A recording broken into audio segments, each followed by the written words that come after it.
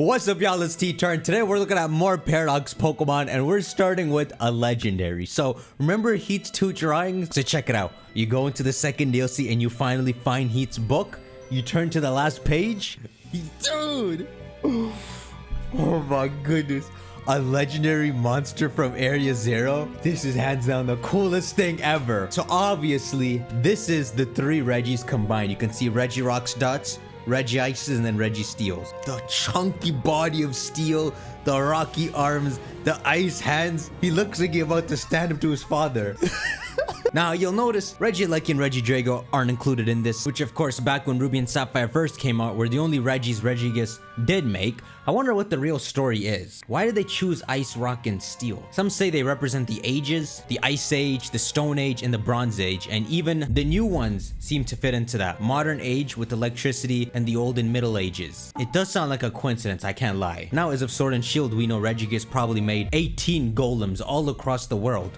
But what was their original idea back in 2002? If there was ever a third version of Scarlet and Violet, this is what I would love to see in it. In the Amber book. Now, if this drawing were to come to life, what typing even would it be? I guess a normal type. It's boring, ain't it? So I'm about to show you what the actual Pokemon Heat saw looks like, but it turns out only one of these golems was ever actually the Pokemon. Here it is. You can see the silhouette.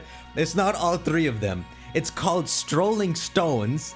It is a rock ghost type, and it's Paradox Regirock. It looks so good.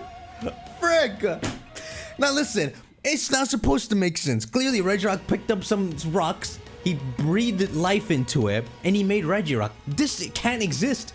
But that's the paradox. It's perfect. It's like it goes into some part of your mind where if Regirock just somehow wandered on its own, or if humans made this structure and Regigigas walked past it and accidentally life grew into it. Now there's a couple of these around the world. They seem to be called cairns, and they're like these stacked rocks we keep finding around the world. Clearly humans stacked these rocks up for some reason. Some say ancient people did this to mark a location or as a burial mound. So it's like one of those rock formations just came to life and you're not supposed to think deep about it. So this was done in the style of when we thought the 2 drawings were only of one Pokemon, the Suicune and the Virizion. So there's only a Regirock here. It's like he saw this somewhere in Area 0 for a moment, slept on it, then had this drawn. So in the spirit of these 2 Pokemon, only Regirock was ever seen. You can see the shiny here. It keeps the H. The best part about this to me is that it doesn't make sense. I'm sure Pokemon has an explanation to, for example, Sandy, Shocks, and Amoonguss,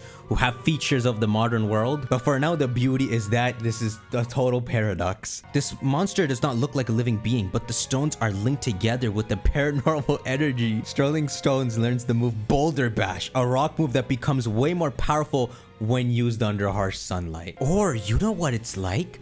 Because the H is there, it's like a Regirock died. Like Regigigas had no use for it, so it went somewhere else and left Regirock remains behind, and people accidentally used those to build one of their little memorials, markers, and it came back to life. Oh shoot! Anyhow, let's keep going. Y'all gotta rate this out of 10 in the comments. On the topic of fused Pokemon, let's move to Cardinal H, who made an Iron Pokemon, but it's not of a legendary. It's a fusion of a split evolution. Iron Sloth. I thought Slowpoke was like a hippo, just a really small one. But you imagine these people of the future found these remains of Slowpoke, Slowbro, and Slowking and thought this is what it was supposed to look like. They gave it both the shoulders that bit onto it, along with Slowking's bib. So now, it should technically have extreme intellect and whatever the ass biting gave it. This Pokemon resembles a machine described in a paranormal magazine as a powerful fortune-telling device of the future. We all know Kanto's pandered to, but somehow Slowpoke is actually one of the most revisited Pokemon after Charizard. After Gen 1, they gave it a new cross evolution. Then they mega evolved its original evolution, gave it a regional variant and 2 new ones. I suppose in the same spirit of Iron Valiant, this could exist. But let's go down to some unevolved Pokemon. These paint the same picture as like Delibird did. So here's a Paradox Wooper, and the joke is on how Wooper has the little Wi-Fi symbols on its chest. They've taken it too far. It is a signal transmission device of the future. I swear Penny would avoid coming down with you to Area 0 and just speak to you through one of these. that's traveling with you. See, while I know this design isn't extreme, it's what you want to see when you're in Area Zero and got robots on your mind. You want to see robots living their life, doing jobs even though they're in the wrong time period. You go deeper into Area Zero and you see a couple of Pokemon looking at an ice cube. You go closer and this is what you see. The Iron Monitor. They're watching future TV. This Pokemon resembles a machine described in a paranormal magazine as a transmission signal viewing device of the future. Wait a sec, this thing could work with Wooper. This is exactly what Pokemon would do with Ice Cube. The fact that it has the ice on its head. Make it a TV. Combine this with some of the other Pokemon I showed in the previous video, like the Mamoswine. These are what you want to see roaming Area Zero with jobs to bring you that eerie vibe that the Area Zero music is supposed to give you. You don't know even what you're stumbling into. This is what Penny would use. She would just have her face on the front screen and talk to you from a distance. And then look, right? You find a body of water in Area Zero. You see like 3 of these submarine cameras looking at you, right?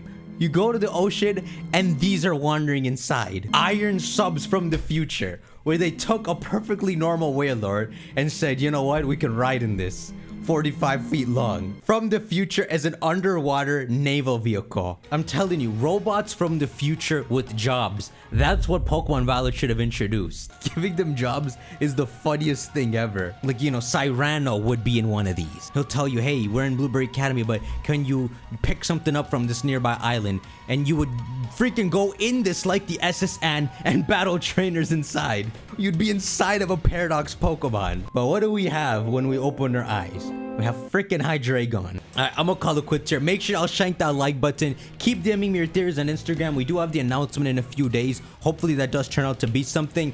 And I'll see you on the next video. Take care.